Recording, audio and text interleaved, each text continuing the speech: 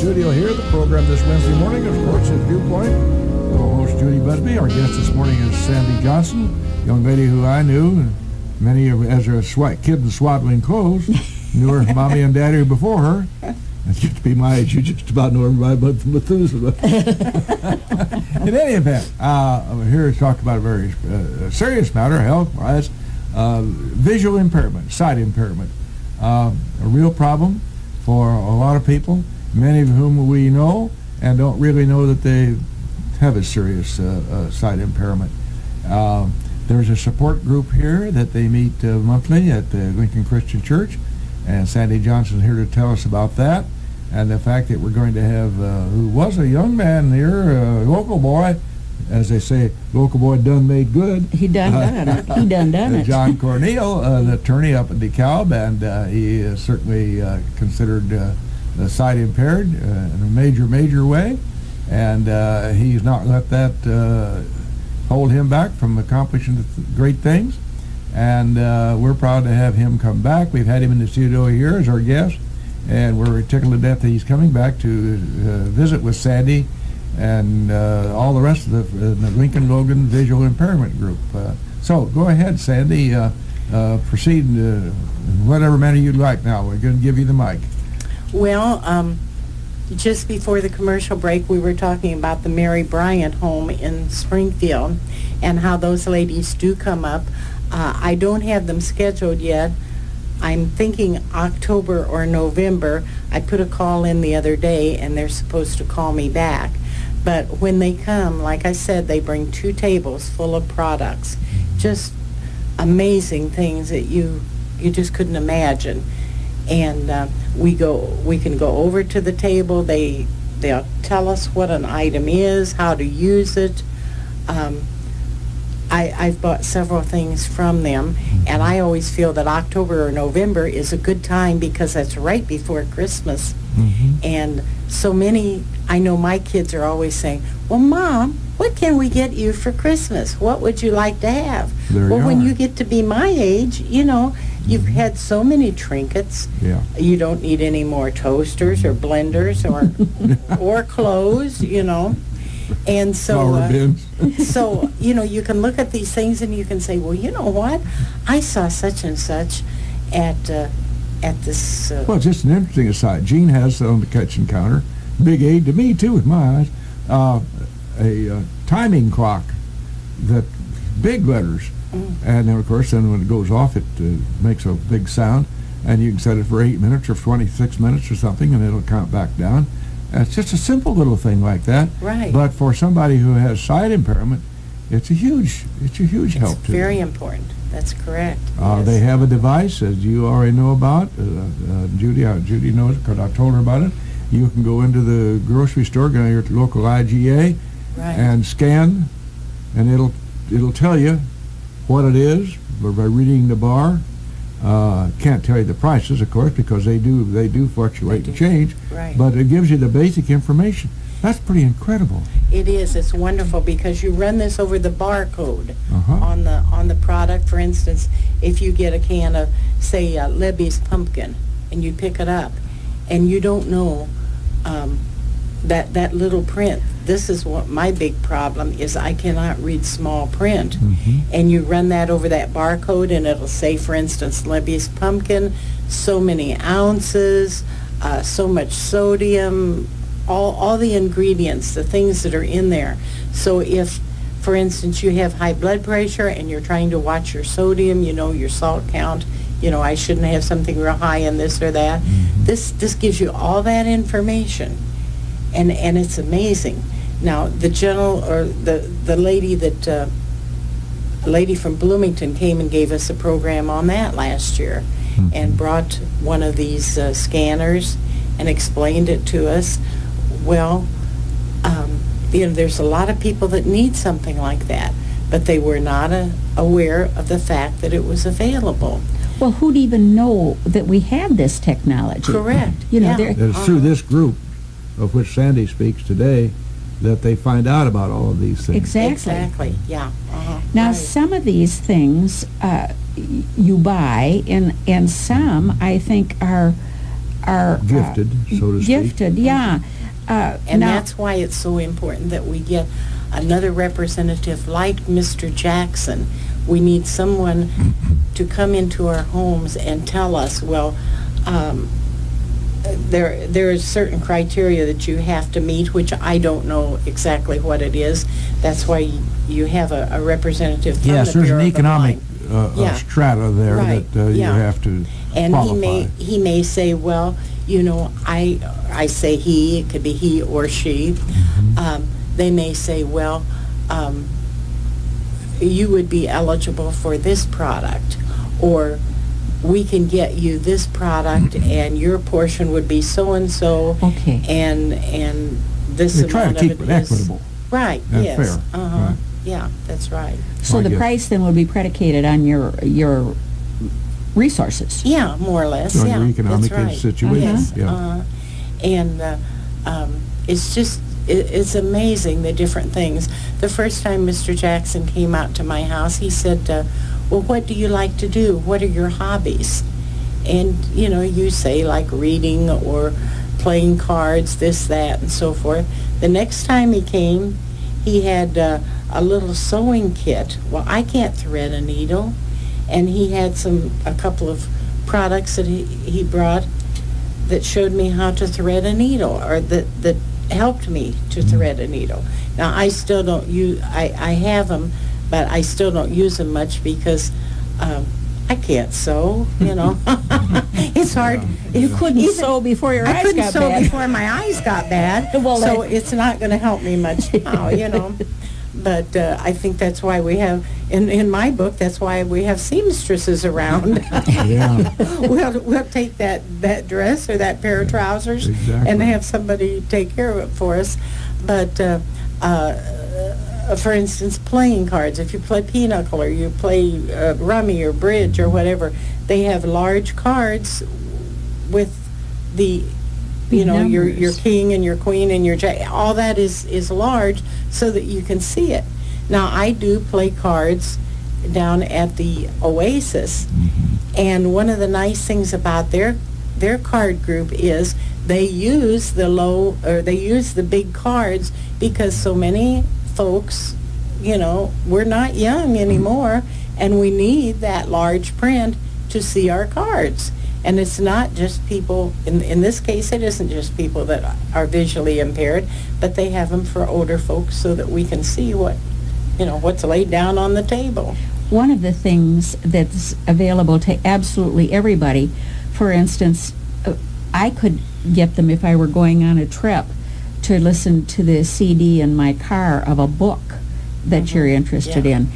And I think that to have those talking books must just be absolutely wonderful for Now, that is true, and we will have sometime this year, we will have a representative from the Talking Book Association come and speak to our group, and this is a wonderful service. This program is through your Illinois State Secretary of State, and I believe every state has the same program. When this person comes and speaks to us, they will bring some applications that we can fill out. Then we have to have someone sign it for us, certify that we are visually impaired. For instance, a registered nurse, your medical doctor, your eye doctor, anybody like this. I really push these because I think it's a wonderful program. And this player is furnished to us free of charge through the Secretary of State. We get a catalog that we select our own books. For instance, you might like westerns and historical. I might like romance and biographies.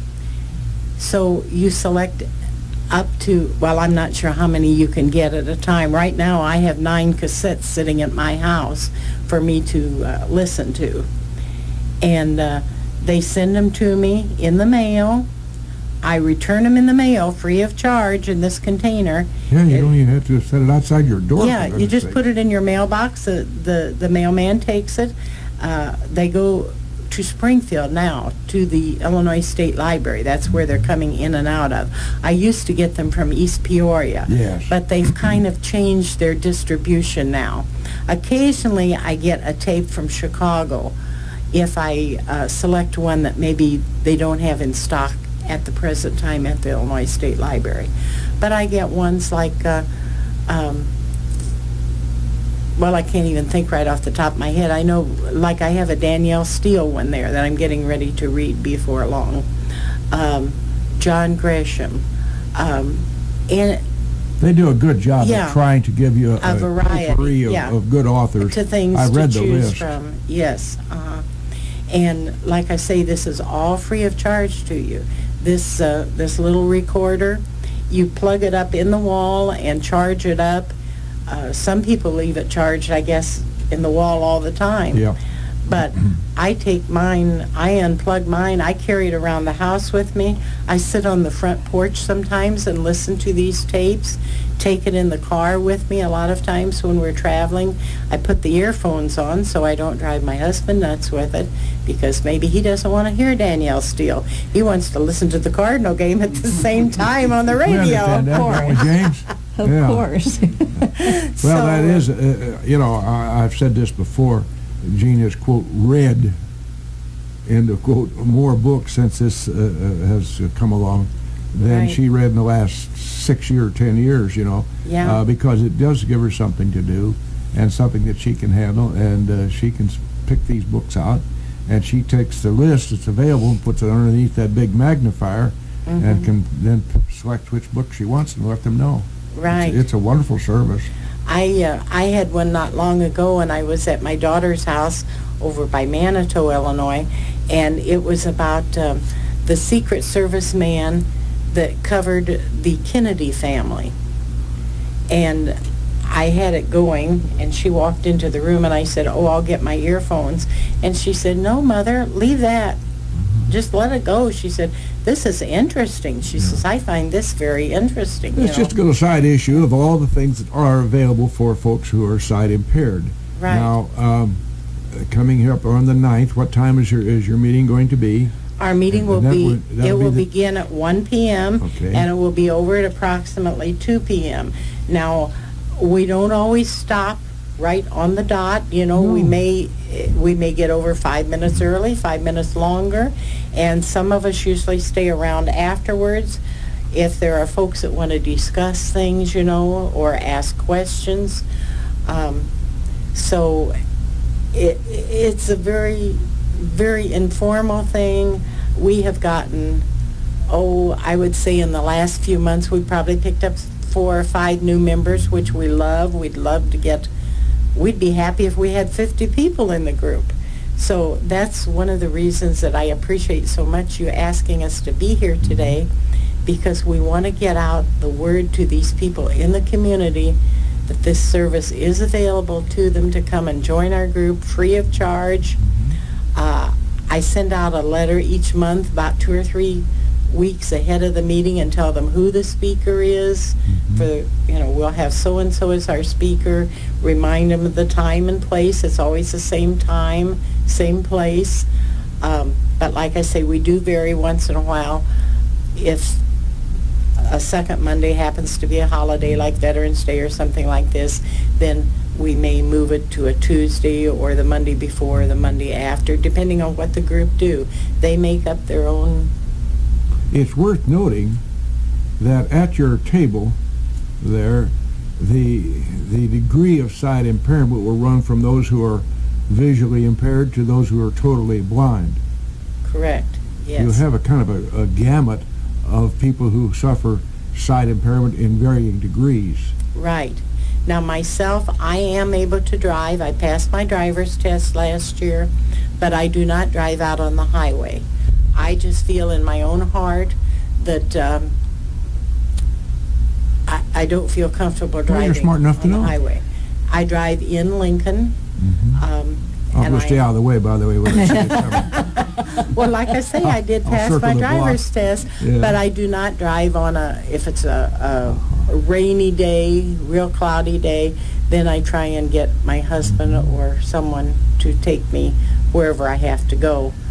And of course, when you're retired like I am, most of the time you don't have a lot of commitments, other than this group and church groups and things that I have to go to. Now, another thing that I might mention is last night I was at a meeting at my church, and they were passing out all these papers, and it was small print, and they forgot that I couldn't read it.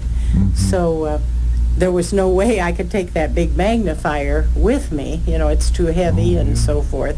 But people don't realize that this can be a problem to you.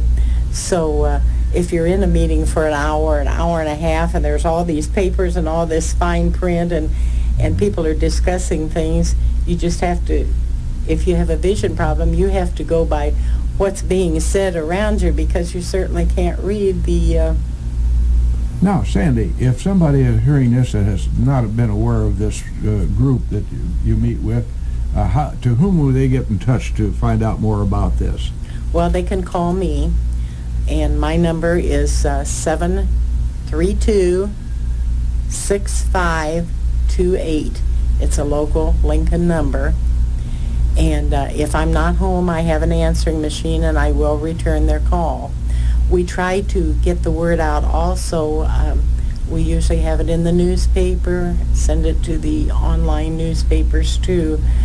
Every month they get the same letter that our members do, telling them, where the meeting is, the time, who the speaker is, etc.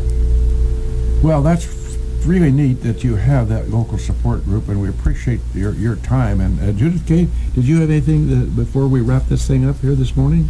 No, I don't have any words of wisdom, more is the pity, but I guess that's kind of standard fare. That's kind of unusual in her case, Jim. No words of wisdom.